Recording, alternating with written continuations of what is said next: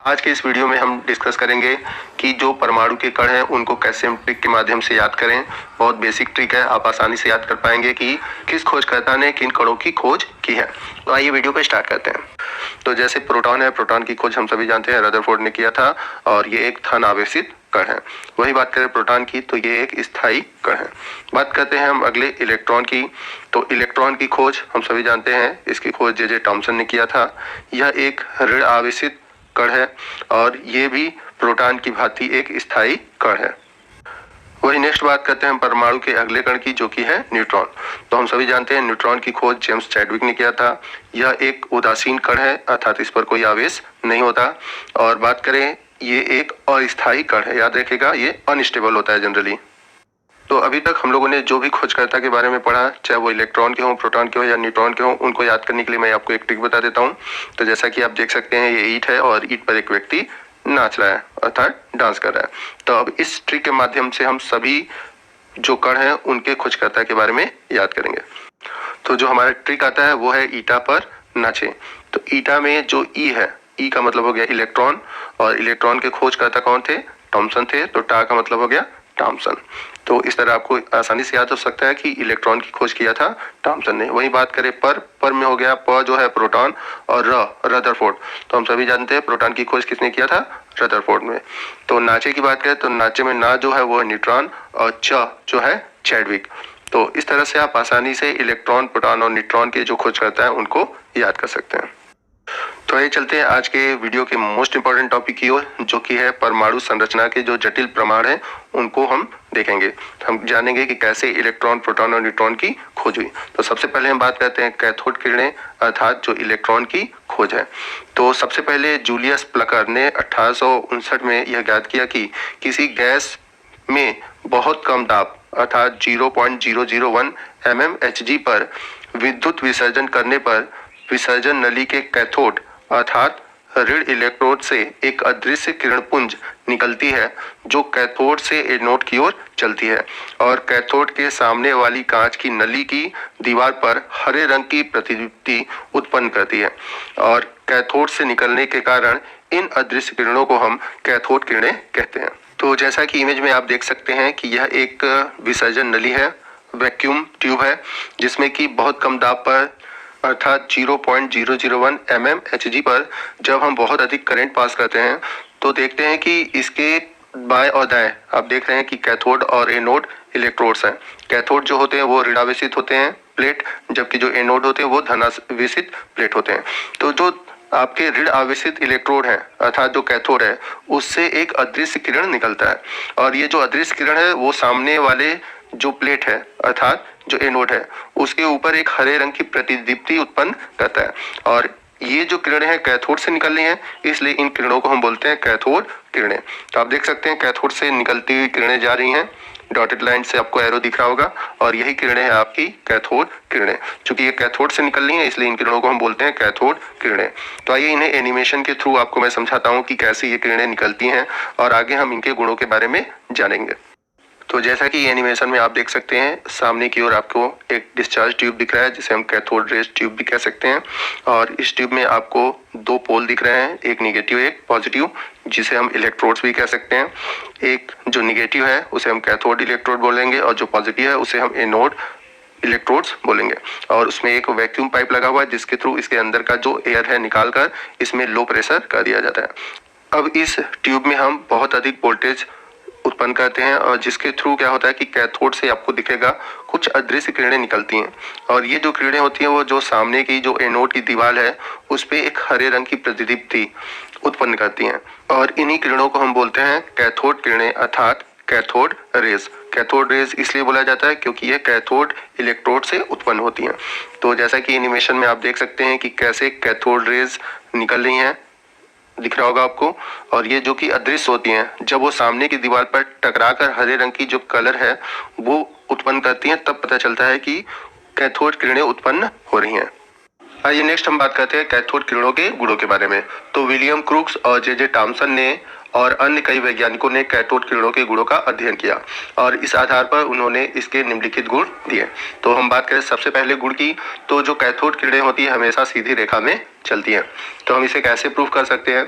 तो यदि हम कैथोड किरणों के मार्ग में एक अभ्रक का क्रॉस रख दें तो उसकी जो छाया है, अर्थात उसकी मतलब क्रॉस की छाया कैथोड के सामने की दीवार पर पड़ती है। तो इससे यह सिद्ध होता है कि जो कैथोड किरणें होती हैं वो सीधी रेखा में लंबवत चलती हैं। तो जैसा कि हम सभी जानते हैं कि जब प्रकाश के मार्ग में कोई अवरोध आता है तो पीछे उसकी छाया अर्थात शैडो बनती है। ठीक उसी प्रकार जब हम कैथोड किरणों के मार्ग में अगर अभ्रक का एक क्रॉस रख दें तो उसकी छाया सामने की दीवार पर पड़ने लगती है, जैसा कि आप इमेज में नीचे की ओर देख सकते हैं। आपको दिख रहा है कि कैथोड के मार्ग में एक क्रॉस रखा हुआ है और उसके पीछे की ओर परछाई पड़ रही है। आइए एनिमेशन के थ्रू मैं आपको दिखाता हूँ। तो जैसा कि कैथोड किरणों की प्रॉपर्टी थी कि कैथोड किरणें सीधी रेखा में चलती हैं, तो आप देख सकते हैं यदि इनके मार्ग में एक अभ्रक ऑब्जेक्ट रख दिया जाए तो उसकी जो शैडो है, परछाई, वो पीछे की दीवार पर पड़ने लगती है। तो ये सिद्ध करता है कि कैथोड किरणें सीधी रेखा में चलती हैं। आइए बढ़ते हैं अगले गुण की ओर। तो कैथोड किरणों की जो दूसरी प्रॉपर्टी है कि कैथोड किरणें सूक्ष्म कणों से बनी होती हैं। तो आइए देखते हैं कैसे ये प्रूफ होता है। यदि हम कैथोड किरणों के मार्ग में एक पिन व्हील मतलब एक हल्का पहिया रख दें तो कैथोड किरणें पुंज पिन व्हील को घुमा देती हैं। इससे यह ज्ञात होता है कि कैथोड किरणें सूक्ष्म कणों की बनी होती हैं और इनका जो वेग होता है बहुत उच्च होता है, जिसके कारण ये जो हल्के पहिए हैं उनको घुमा देती हैं। जैसा कि आप इमेज में देख सकते हैं कि कैथोड किरणों के मार्ग में एक हल्का पहिया रखा हुआ है और जब ये किरणें पड़ रही हैं, जनरली हमें लाइट तो नहीं लगता है कि वो हमें पहिए को घुमा सकती है, लेकिन हम ये कैसे प्रूफ करेंगे कि कैथोड किरणें सूक्ष्म कणों से बनी है?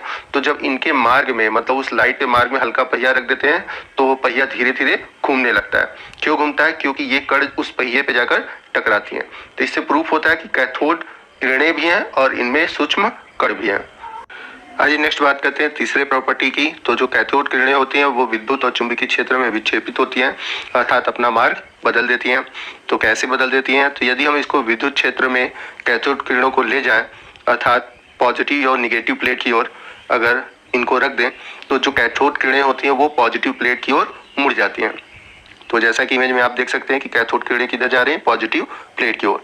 तो इससे ये प्रूफ होता है कि जो कैथोड किरणें होती हैं वो ऋण आवेशित कणों की बनी होती हैं, क्योंकि हमेशा जानते हैं कि विपरीत आवेशों में क्या होता है? आकर्षण होता है। तो जो कैथोड किरणें वो ऋण आवेशित है तो ये किस तरफ मुड़ेंगी? धन आवेशित प्लेट की ओर मुड़ेंगे। वहीं अगर हम बात करें, अगर हम इनको चुंबकीय क्षेत्र में रखें तो चुंबकीय क्षेत्र में भी ये विक्षेपित होती हैं और ये इस बात पर निर्भर करता है कि चुंबक का कौन सा ध्रुव नली के पास है। तो आइए इसे हम एनिमेशन के थ्रू देखते हैं और समझते हैं। तो अगर हम बात करें इनके गुणों की, तो यहाँ पर आप देख रहे हैं कैथोड किरणें सीधी रेखा में चल रही हैं और जब इसके मार्ग में वैद्युत क्षेत्र उत्पन्न हो रहा है तो ये पॉजिटिव प्लेट की ओर मुड़ जा रही हैं। तो आई होप कि आपको एनिमेशन में दिख रहा होगा और समझ में भी आ रहा होगा।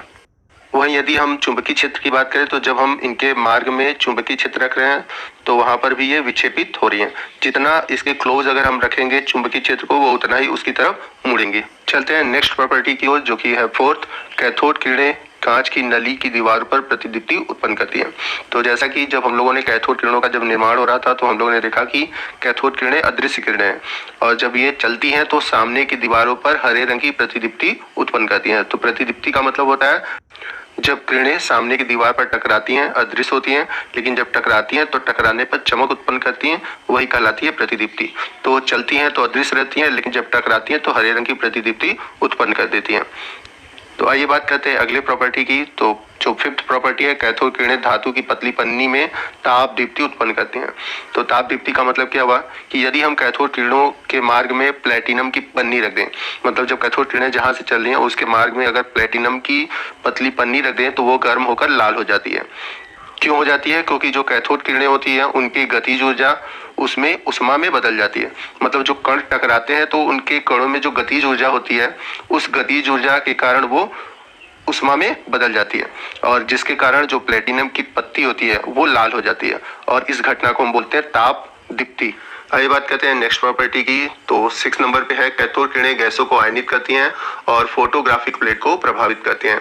7वीं प्रॉपर्टी है, कैथोड किरणें धातु की पतली पन्नी को भेद कर आर पार निकल जाती हैं। तो जो कैथोड किरणें होती हैं उनकी वेग बहुत अधिक होती है, लगभग लाइट के बराबर होती हैं।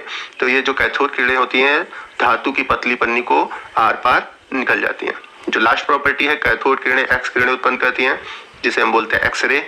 तो जब कैथोड किरणें टंगस्टन धातु या उच्च गलनांक की किसी अन्य धातु पर गिरती हैं तो एक्स किरणें उत्पन्न करती हैं। तो ये थी कैथोड किरणों की प्रॉपर्टी।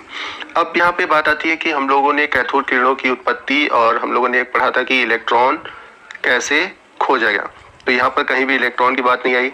तो कैसे प्रूफ होता है कि कैथोड किरणें इलेक्ट्रॉन है, आइए ये जानते हैं। सन 1897 में ब्रिटिश भौतिक वैज्ञानिक जे टॉमसन ने कैथोड किरणों में इलेक्ट्रॉन की खोज की और इलेक्ट्रॉन के आवेश का द्रव्यमान का जो अनुपात E/m निर्धारित किया।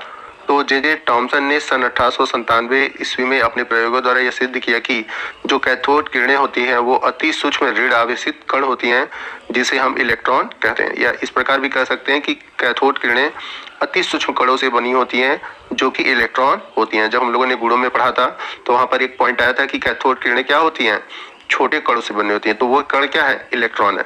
इससे यह ज्ञात होता है कि सभी पदार्थों की कैथोड किरणें समान प्रकार के ऋण आवेशित कणों से बनी होती हैं।